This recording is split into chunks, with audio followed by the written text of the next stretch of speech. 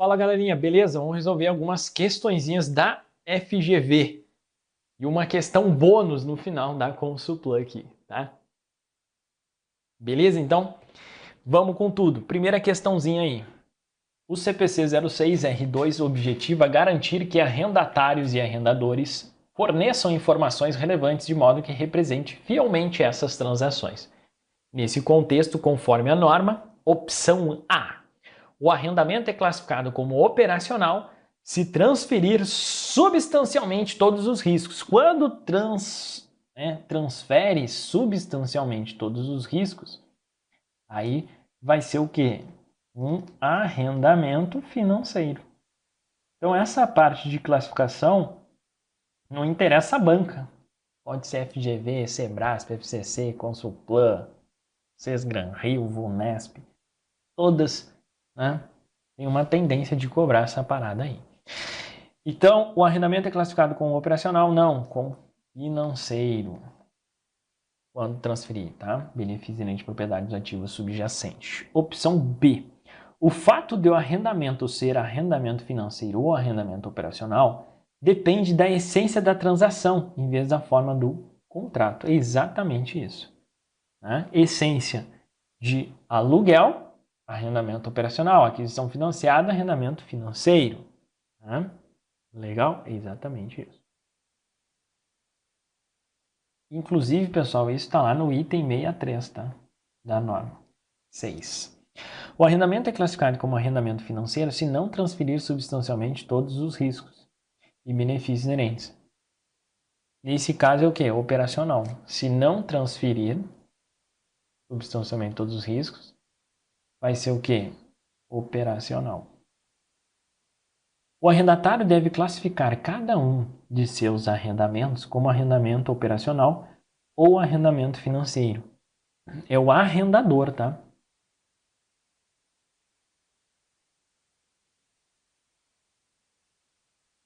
Por que isso? Porque o arrendatário, pessoal, não interessa se é operacional ou se é financeiro. O tratamento contábil é igual, tá? Tínhamos aí um período antes da última revisão, se eu não me engano foi até final de 2018, que nós tínhamos um tratamento diferente no arrendatário. Só que aí veio a revisão e facilitou a vida, tá? Da norma. Então, para o arrendatário, não interessa se é operacional ou se é financeiro, a contabilização é a mesma. Para o arrendador, a contabilização é diferente. Tá? No nosso PDF, né, nos vídeos extensivos, nós trazemos esse detalhe, né, da contabilização do arrendador. Mas, praticamente é inexplorada em prova. Tá? O que eles cobram, eu gosto de cobrar esse detalhezinho aqui. O arrendatário, tanto o arrendatário quanto o arrendador devem classificar em operacional financeiro. Não, só o arrendador. Por que só o arrendador? Porque muda o tratamento contábil quando é operacional, quando é financeiro. Tá? Como que é o tratamento contábil? Não precisa se preocupar muito. De qualquer forma, como me pediam muito, né, no fórum, professor, como que é o da arrendador? Como que é a contabilização do arrendador? Aí eu criei lá e escrevi como que era a contabilização do arrendador. Tá? Inclusive eu lembro que nem nos livros tinha muito detalhe sobre isso. Tá? Tipo assim, não tinha nenhum livro doutrinário explicando quais as contas. Então a gente precisou, inclusive, né, praticamente ser o doutrinador ali no contexto, mas tem no PDF. Tá? Opção E. No reconhecimento inicial, o arrendatário pode escolher mensurar o ativo de direito de uso ao custo ou ao valor justo. No reconhecimento inicial, o arrendatário pode escolher mensurar o ativo de direito de uso ao custo ou ao valor justo. Isso aqui também era antes, até 2018 era assim. Tá? Na verdade, era dos dois o menor, se eu não me engano, né? Custo ou valor justo dos dois o menor. Tá? No reconhecimento inicial, o arrendatário pode escolher. Não. O reconhecimento inicial do direito de uso é pelo custo e corresponde ao valor presente, né, do passivo de arrendamento. Tá? Então não tem isso aqui. O arrendatário mensura o ativo de direito de uso ao custo. Então, corrigindo o reconhecimento inicial, o arrendatário deve mensurar o ativo de direito de uso ao custo. Tá? Gabarito, portanto, dessa excelente questão, opção B. Em 2 de janeiro deste zero, uma sociedade empresária alugou de terceiros um imóvel por 2 anos, com pagamentos mensais de 3.000 durante 24 meses.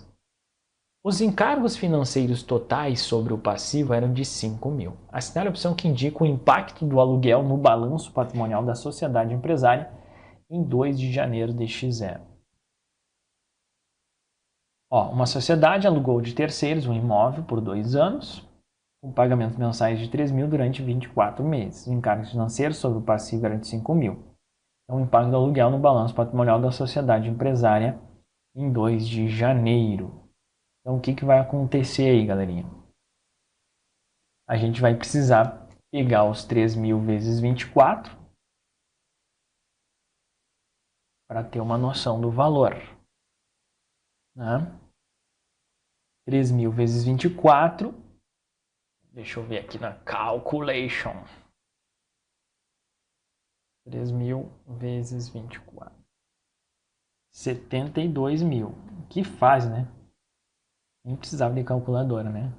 O site Jaiminho. Quero evitar a fadiga. E aí, os encargos financeiros totais eram de 5.000. Então, como que vai funcionar aí, pessoal? A gente precisa jogar aquele lançamento lá, ó, débito, crédito e o encargo financeiro no meio aqui. Então, é um imobilizado, um imóvel, né? Então, imobilizado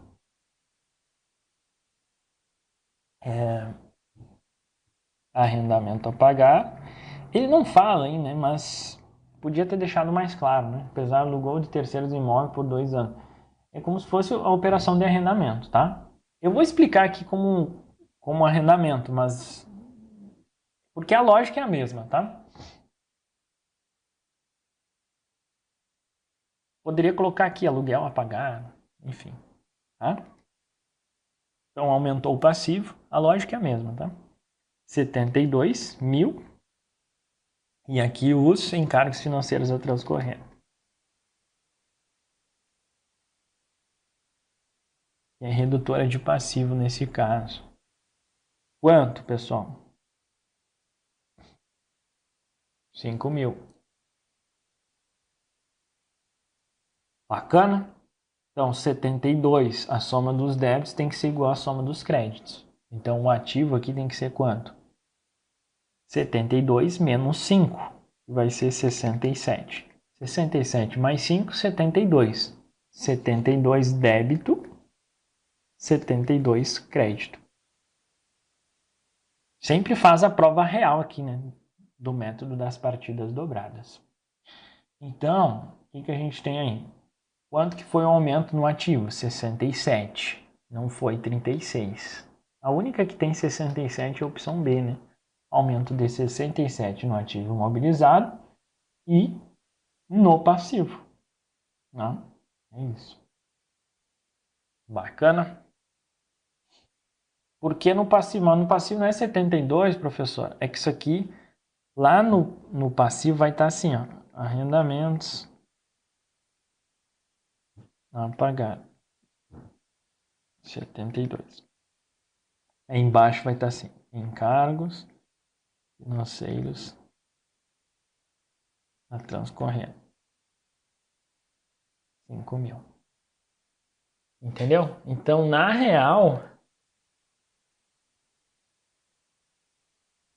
o passivo vai ser quanto? 67. 72 menos 5. Porque é uma conta redutora ali, entendeu? É mais ou menos nessa ótica aí que você precisa entender, para não ficar dúvida.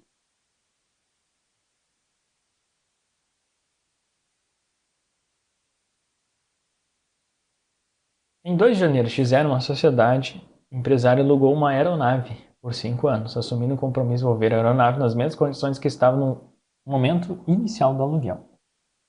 Na data, as despesas anuais com manutenção estimadas em 5.000, sendo seu valor presente de 4.000. Já os custos para reconfiguração para devolução eram estimados em 12 mil, sendo seu valor presente de 10 mil. Dessas despesas e custos, no momento do contrato, deve-se contabilizar no balanço patrimonial o seguinte valor. E aí?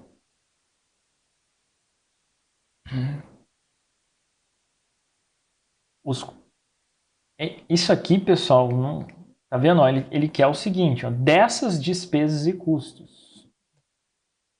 Então, despesas anuais com manutenção, 5 mil, valor presente de 4, já os custos para reconfiguração para devolução eram estimados em 12, no valor presente de 10.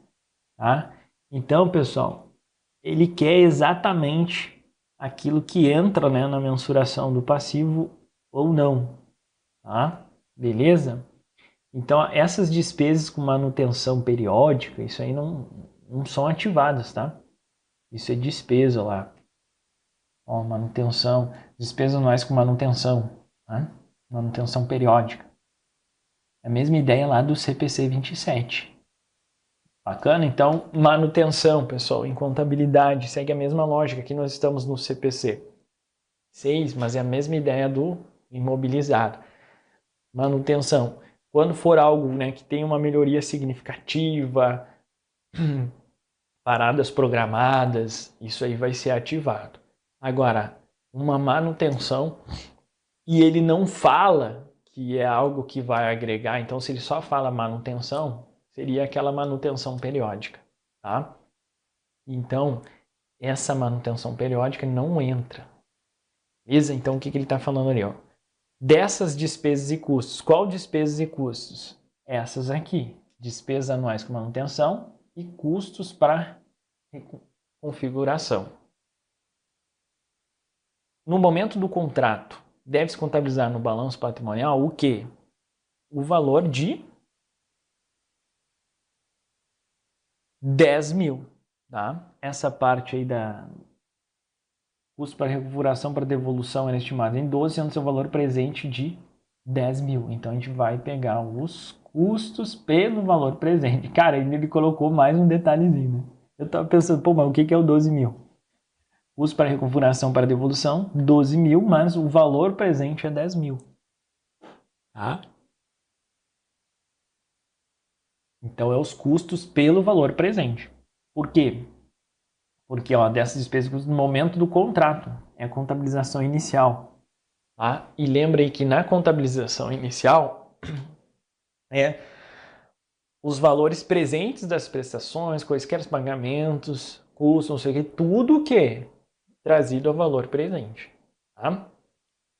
Então, é isso. 10 mil, portanto. Muito bacaninha essa questão, né?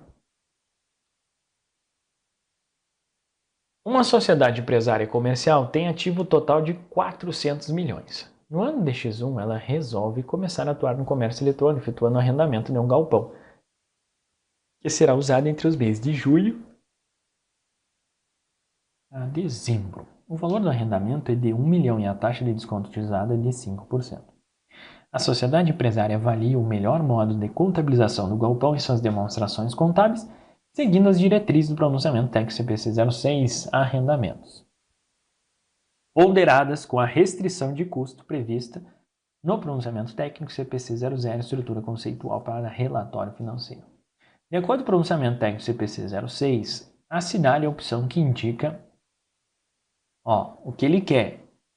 A contabilização do galpão, né? E sua respectiva justificativa. Então, vai ser ativo com base na continuidade, ativo com base no prazo de duração, passivo com base na continuidade, despesa com base na atividade fim, despesa com base no prazo de duração do contrato. E aí, pessoal? Então, no ano... Sabe qual é a grande sacada aqui, pessoal? É aquela perspectiva de arrendamento de curto prazo. Tá? Ó, efetuando o arrendamento de um galpão que será usado entre os meses de junho a dezembro. Legal demais?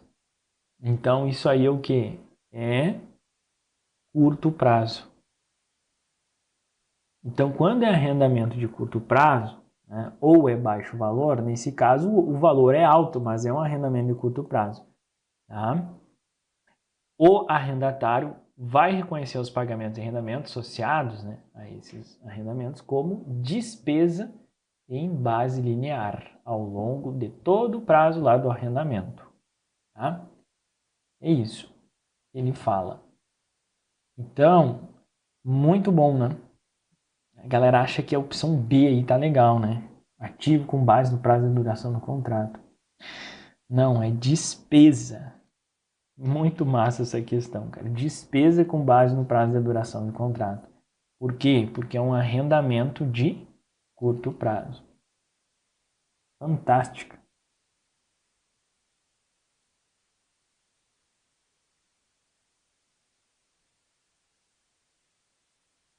Então, um detalhezinho estava aqui, ó. Mês de junho a dezembro. Tá?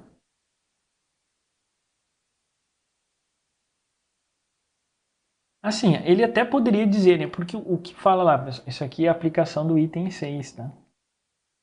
Item 6. O item 6 fala assim, ó, se o arrendatário decidir não aplicar, né? Ou seja, isso aqui é uma opção. Entendeu? Só que assim, a questão mais completa, realmente, né? Ativo com base no prazo de duração de contrato. Né? Então, assim, realmente, a mais bacana aqui é a opção E, despesa com base no prazo de duração de contrato. Né? Porque talvez ficou assim, mas professor, não é uma opção, sim. Ah, ele pode, é uma opção, ele pode, é o que fala lá, o item 6. Tá? Ou algo assim, se ele não decidir. Tá? Então, o que a gente tem aqui? O texto não ficou tão claro, né? Mas isso é padrão, assim, né? Muitas questões não vai ficar 100% claro. Então, as próprias opções vão precisar ser usadas, assim, para você interpretar melhor o que ele queria falar.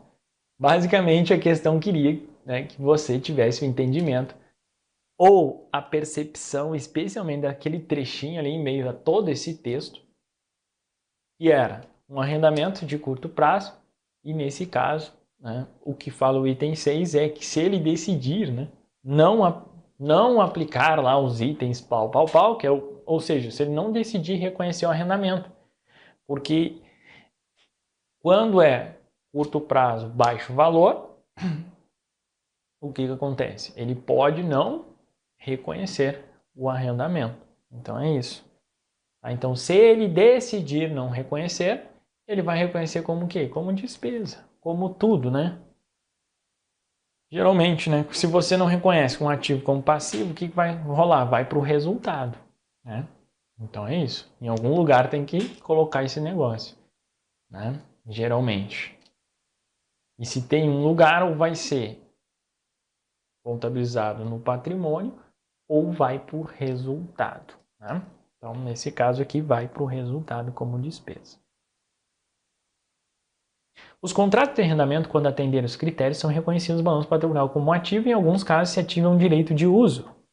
Ao ser consultados sobre critérios para reconhecimento contábil de arrendamentos à luz do CPC 6, um consultor especializado na área pode afirmar que a entidade deve avaliar se o contrato é um arrendamento, sim, né? E se transmite o direito de controlar o uso, sim.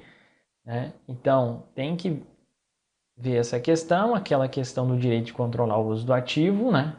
A identificação por um período de tempo em troca da contraprestação. Exatamente, tá?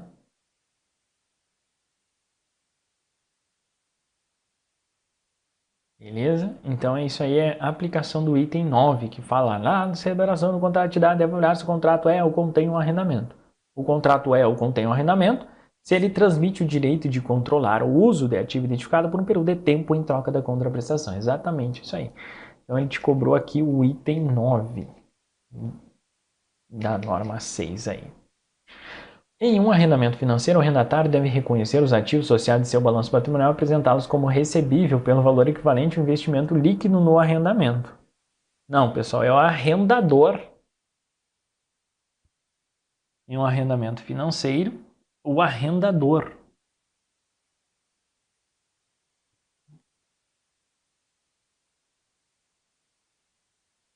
deve reconhecer os ativos associados em seu balanço patrimonial e apresentá-los como recebível pelo valor equivalente ao investimento líquido no arrendamento. Então é a contabilização no arrendador. Essa opção B aí. Opção C. Na divulgação de arrendamento financeiro, o arrendador não precisa fornecer informações sobre as alterações significativas do valor contábil do investimento líquido em arrendamentos financeiros, pois isso cabe ao arrendatário. Ai, caramba. Não tem isso não, é o arrendador que deve fornecer, tá?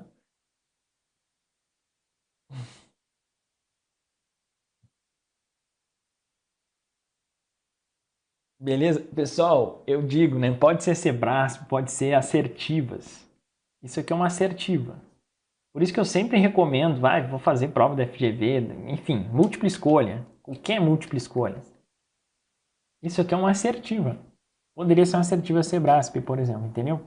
Por isso que eu gosto, cara, na minha metodologia, vocês vão ver. E eu gosto de tratar.